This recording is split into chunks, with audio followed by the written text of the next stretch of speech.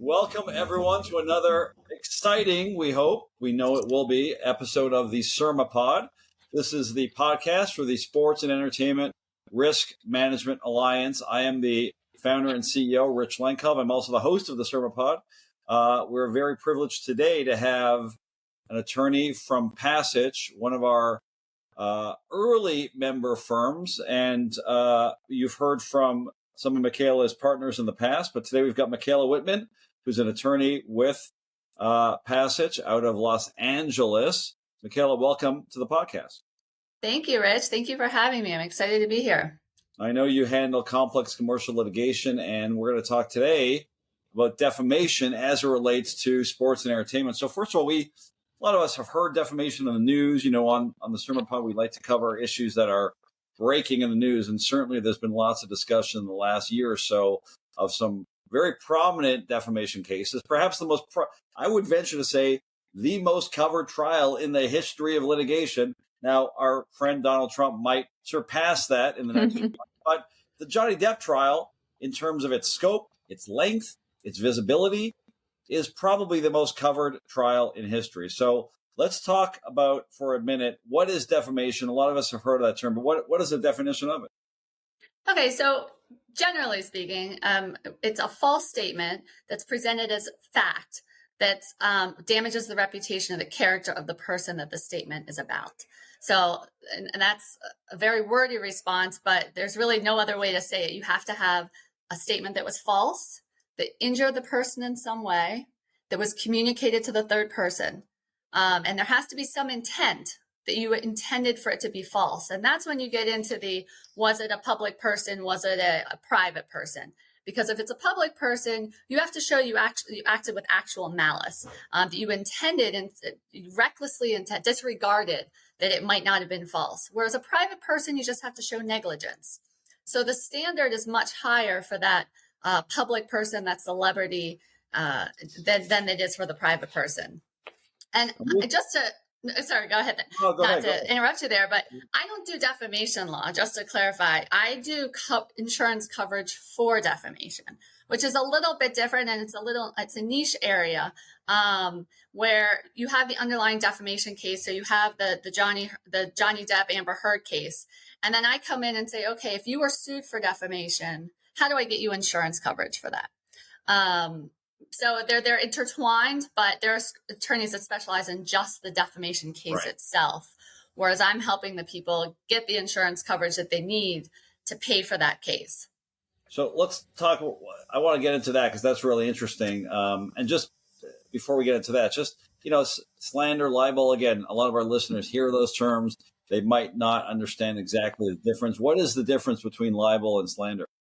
So they're both defamation, a defamatory statement. Libel is just in writing, whereas slander is spoken. So that's just what, they pander those terms around, but it's still a defamatory statement. It's just whether it was in writing, which is libel, or slander, which is spoken.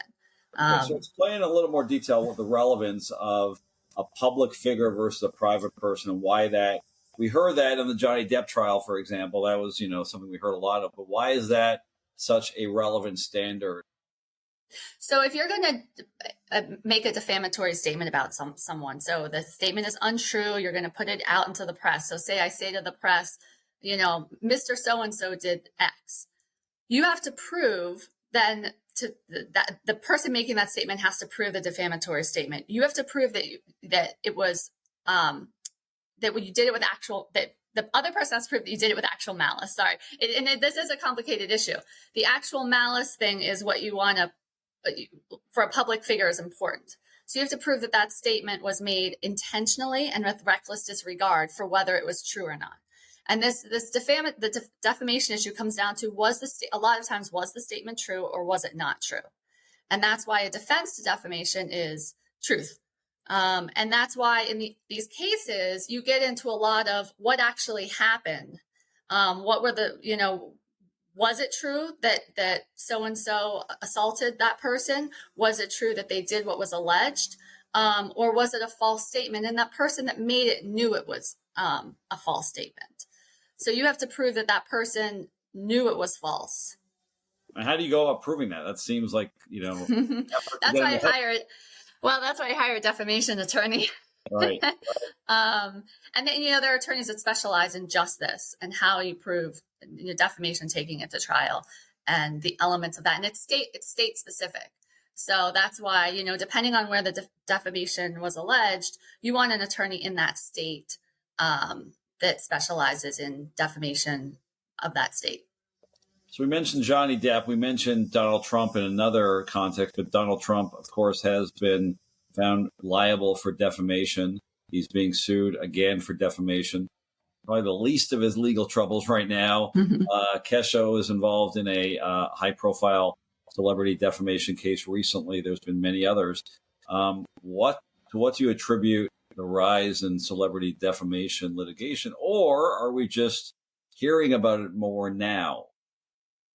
I think there's always been these suits to some degree. I mean, the first one was I was researching for this podcast. The first one was in 1976. Carol Burnett brought the first defamation lawsuit against a news outlet that said that she was drunk at a meeting with Henry Kissinger. She won, saying because it was false. And they could prove that the news outlet acted with actual malice and when they were saying that statement.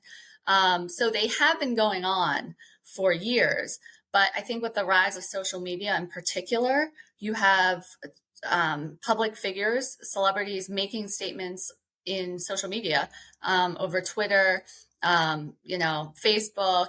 So there's just more statements being made and people are taking very strong opinions on them. And then I think we're hearing about them more because, like I said, the social media, you hear about the actual cases that are occurring more.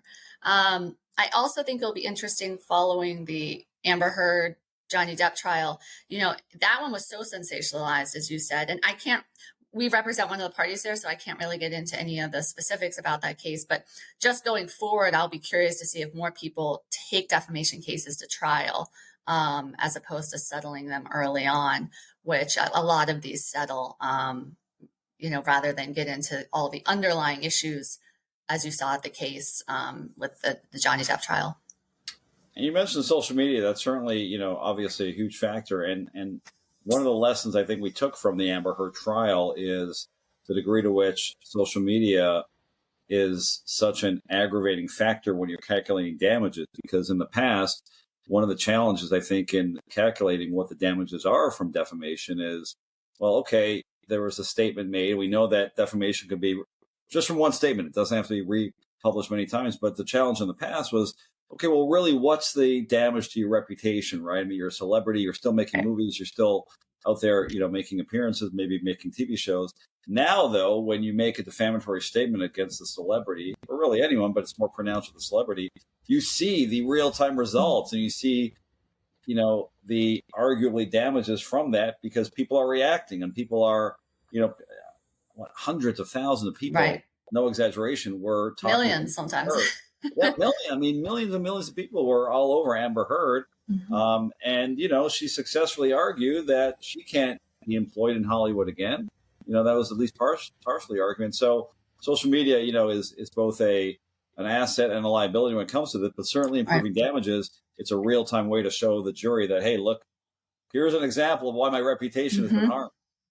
Exactly. And for a celebrity, your brand, your reputation can be everything. Right. And that's another reason that they're going to pursue these cases because, with the advent of social media and globally millions and millions of people seeing this, your reputation can be harnessed by, one line on a tweet that they have to, try to rehabilitate.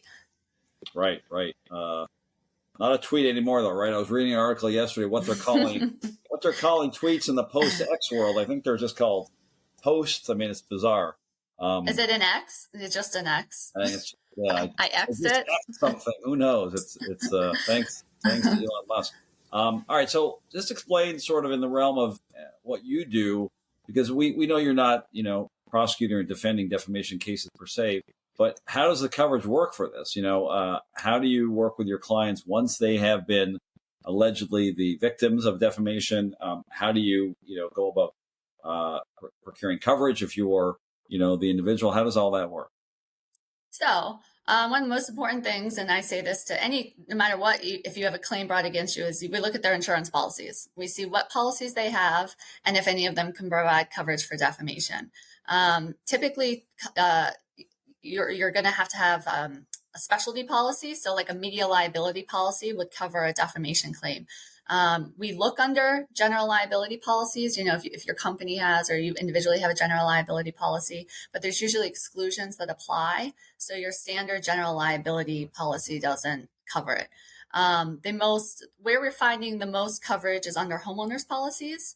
And it's not somewhere you would necessarily look first place, oh, my homeowners has defamation coverage. It seems very odd, but it actually does. And it's typically worldwide defamation coverage. So homeowners policies are one of the first places we look under to see if there's coverage for defamation. And then media liability policies, if you're in the media space, you've usually purchased one of these specialty policies. So do you find that celebrities have additional insurance beyond their, as you mentioned, their homeowners policy? Yeah, what they usually do is they buy a homeowner's policy and then they buy an umbrella policy, which is not just excess, it provides extra coverage. We think of it as literally like an umbrella. So you're not just getting more in limits, more money, you're getting extra coverage such as defamation. So a lot of celebrities, high net worth individuals will buy this umbrella policy. And it's actually, and I say celebrities and high net worth individuals, a lot of just people that are, not celebrities are buying it more and more. I think because people are becoming aware that, this umbrella policy could provide me extra coverage than I have just on homeowners. But the most important thing is look at your policies, know what you have, and see if there's a potential there for coverage. Because a lot of people just think, I don't have coverage, there's nothing I can do. And with social media, I think you're going to see, and you are seeing more and more defamation lawsuits just from the private citizen, the private person that's, sending something out on social media. There's more defamations against them as well, not just the celebrities of the world. So this is something everyone should be aware of and be checking to see what policies they have. Mikaela, are there any actions by a policyholder that might exclude them from coverage in the defamation coverage area? Well, the insurance company would like to think so, yes. But we always like to say there's always a potential for coverage. You might have insurance for that. So insurance companies, for instance, will look at certain exclusions like an intentional act exclusion, or depending on what the underlying allegation is. For example, there's often a sexual misconduct exclusion that, if the defamation was about sexual assault, the insurance company will say, this arose out of sexual assault, the defamation did, you're not covered under this policy. We argued, we had this issue in Cosby, which we represented him on a defamation claim, and we're able to get him some coverage for that. And the issue became, how broadly do you interpret that exclusion? Does it cover, if there's allegations of sexual assault, does it exclude all of your coverage for defamation? And it went all the way up to the First Circuit in Massachusetts, from a Massachusetts federal case, where just former Supreme Court Souter said it's ambiguous. We can't tell from these policies how broadly it's supposed to be interpreted. So when something's ambiguous, it has to be interpreted in favor of coverage. So that's a long-winded way of saying insurance companies are going to look at exclusions to try to keep you from getting coverage under this for defamation. And it will largely depend on what the underlying allegation is to see what exclusion applies. Gotcha. Now, you mentioned the Bill Cosby case that you represented, former TV star on. You can't get into a lot of details, but could you give us a sense of what was going on there? Yeah, so and most people know about the criminal cases that were brought against him, but he was also sued by a number of women for allegedly defaming them. So, they said they were sexually assaulted. He said, I didn't do it. And then they sued him for calling them a liar. That's the easiest way. There were some more facts in there, but that's the easiest way to explain it.